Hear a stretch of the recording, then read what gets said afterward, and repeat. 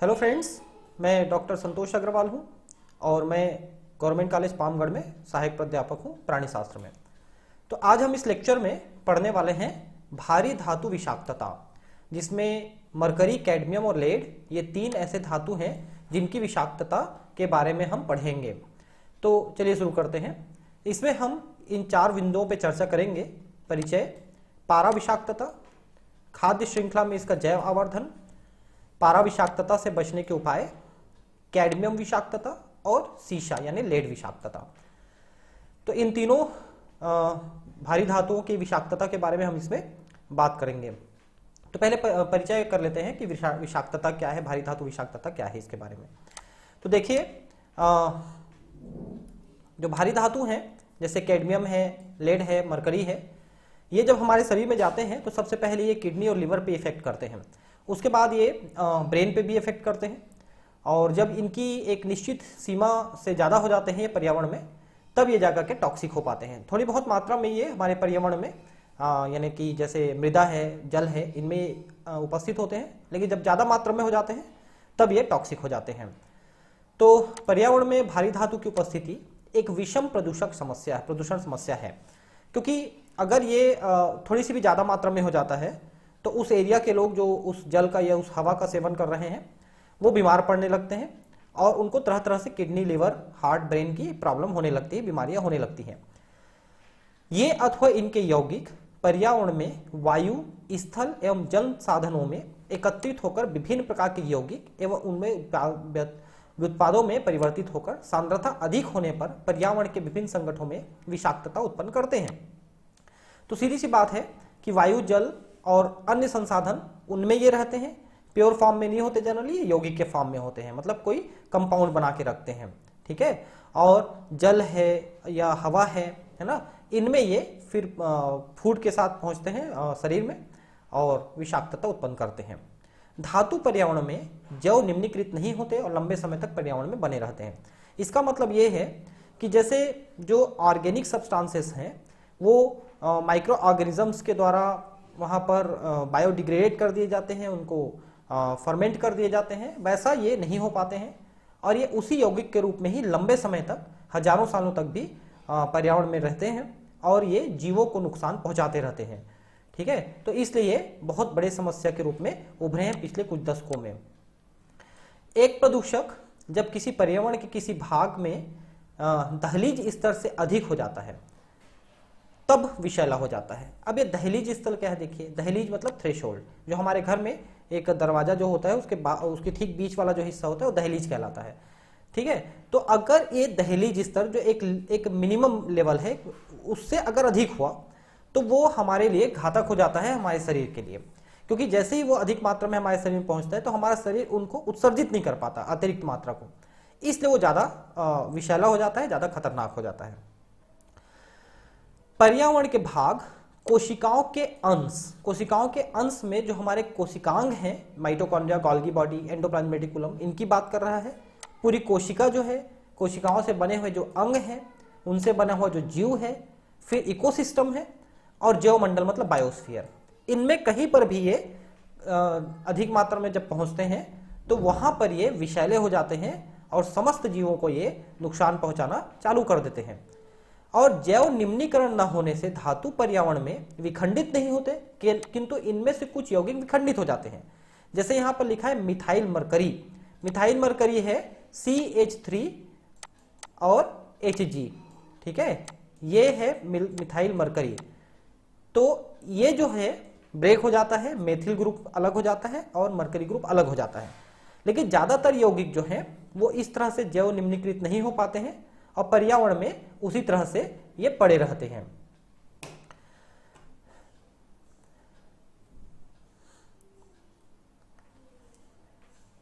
कुछ अकार्बनिक प्रदूषकों का जीवों द्वारा स्वांगीकरण अधिक होता है, जिससे जैव सघनता कारक द्वारा दर्शाया जाता है। देखिए, जीव स्वांगीकरण का मतलब क्या होता है, अपने अंगों में उनको लेना। स्वांगीकरण का मतलब होता है अपने अंग के अंदर यानी अपने शरीर के अंदर लेना।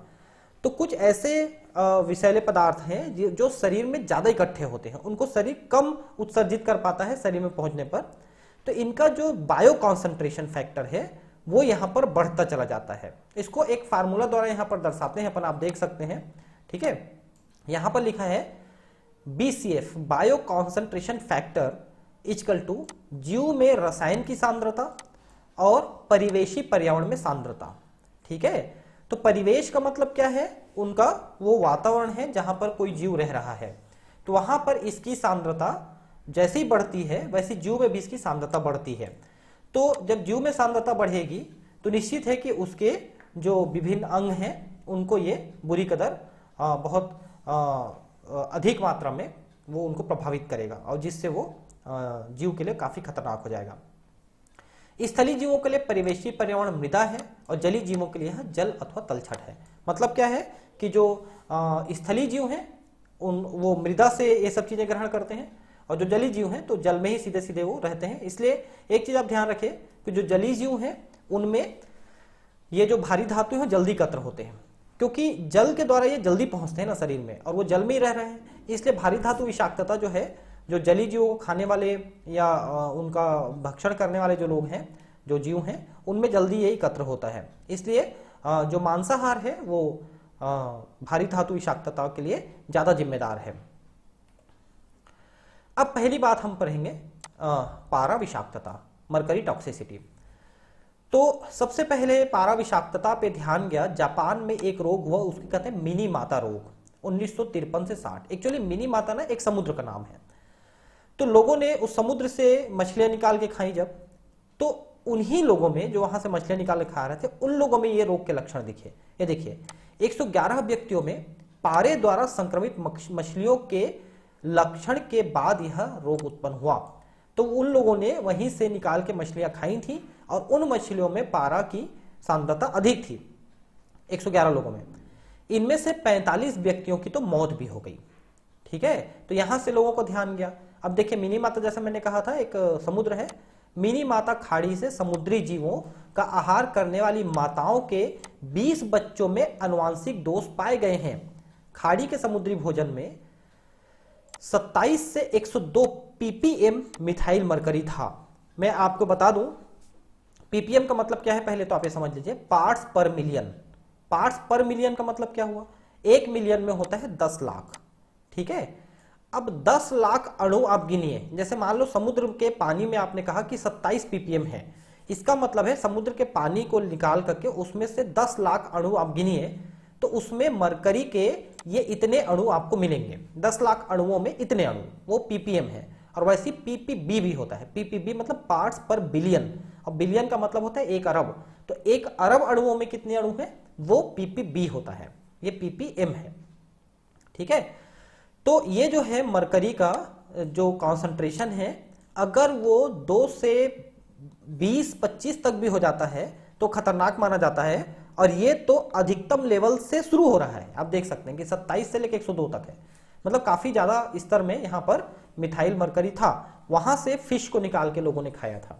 ठीक है, इस पारे का स्रोत मिनी माता खाड़ी के समीप स्थित रासायनिक विनाइल क्लोराइड उद्योग था। अब देखिए ये विनाइल क्लोराइड उद्योग क्या चीज होता है।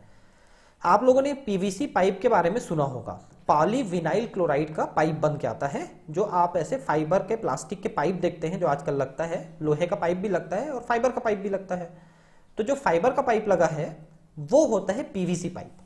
तो उसको बनाने वाले जो फैक्ट्रीज हैं उनमें ये मिथाइल मरकरी जो है उनके जो वेस्ट मटेरियल है उनके साथ निकलता है और ये पानी में और मृदा में मिल जाते हैं, जिसके कारण से वहां की मृदा, वहां का जो जल है वो प्रदूषित हो जाता है। ठीक है, और ये चीजें जाकर के समुद्र में मिल रही थी, तो समुद्र में पारे का स्तर काफी ज्यादा बढ़ गया। अब इसके बाद देखिए एक और घटना हुई 1972 में।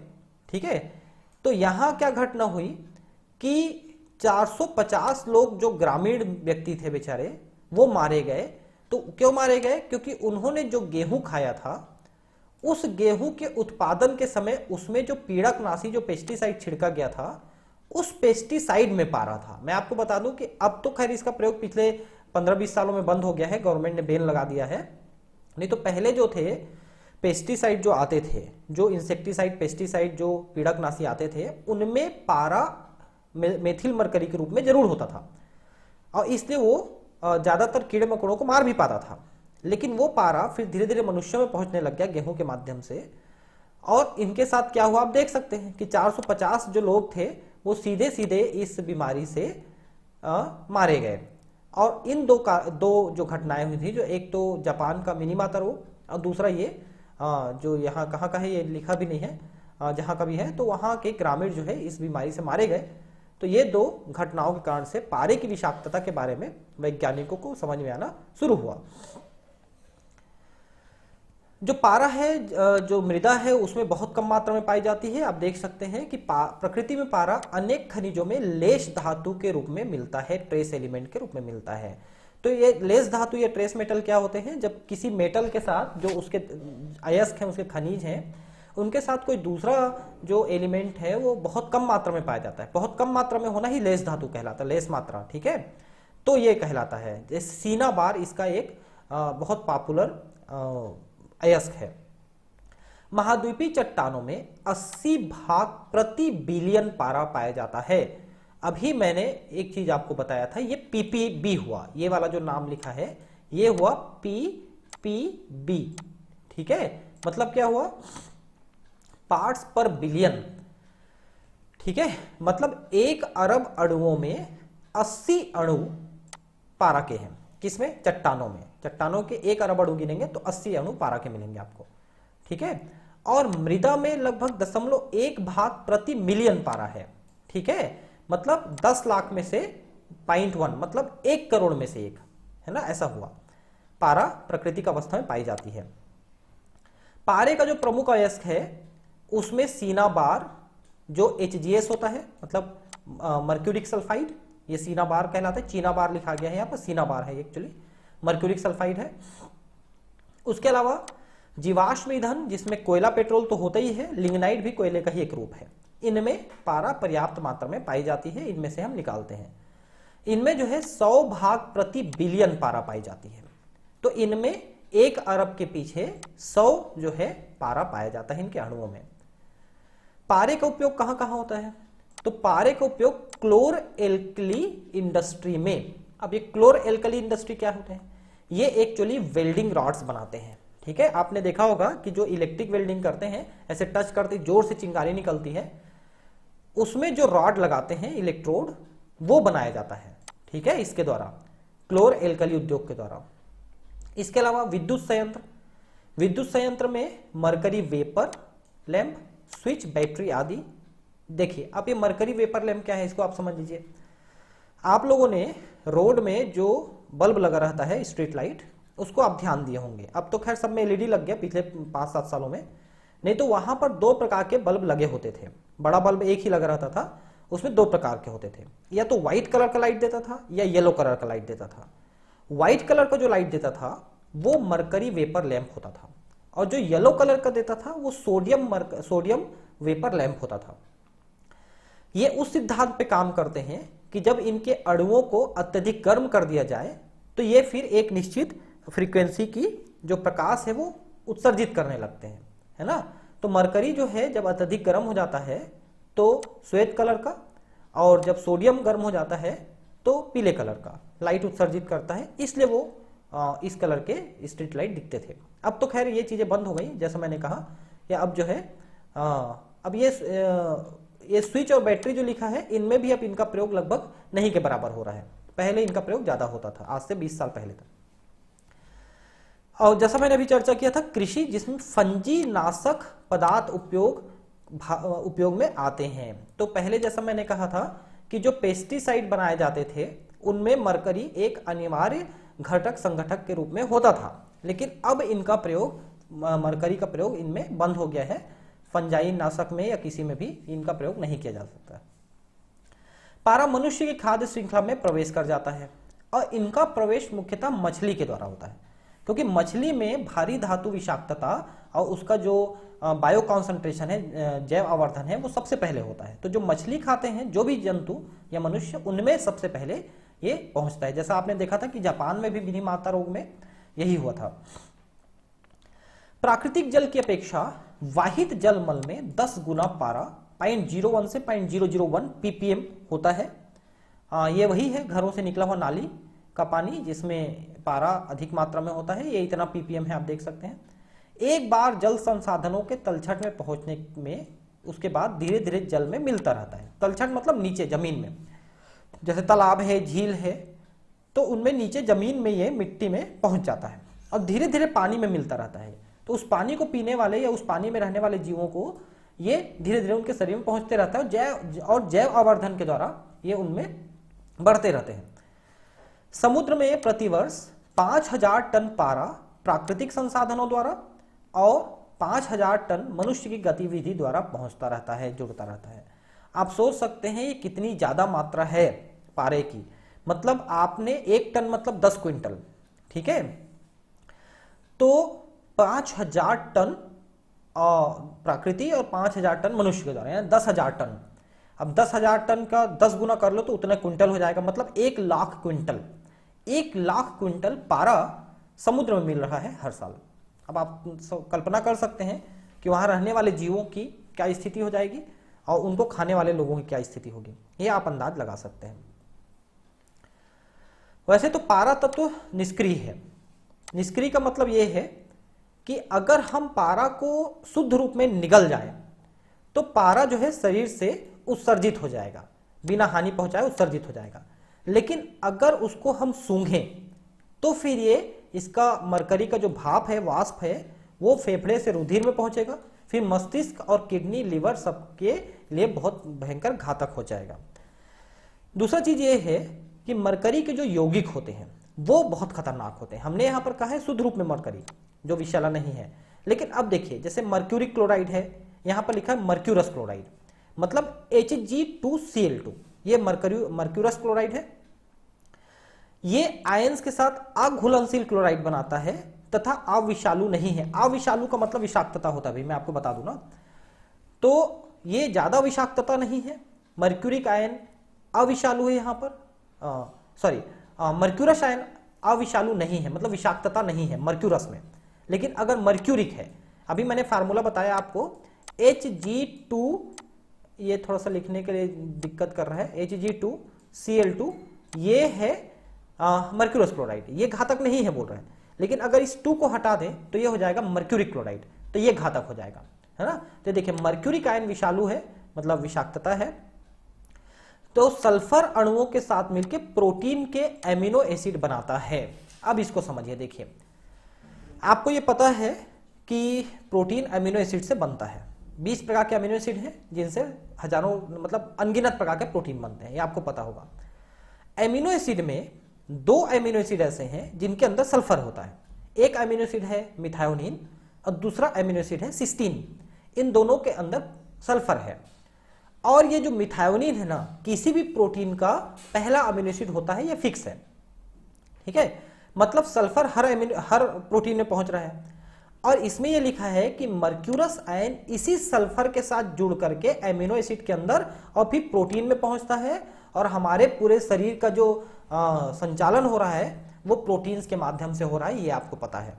विभिन्न प्रकार के एंजाइम्स हैं, हार्मोन्स हैं, सब प्रोटीन के बने हुए हैं। हीमोग्लोबिन तथा सीरम एल्बुमिन जिनमें सल्फाइडिल समूह होते हैं, Hg2+ बॉन्ड बनाता है।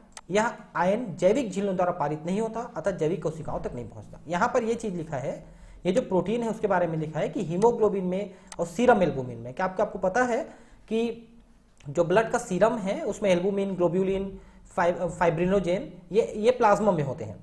लेकिन फाइब्रिनोजेन यूज हो जाता है तो हम उसको सीरम बोलते हैं, तो आप इसको प्लाज्मा भी कह सकते हो। उसमें जो एल्बुमिन है उसमें ये सल्फाइडिल समूह के साथ जुड़ करके रहता है।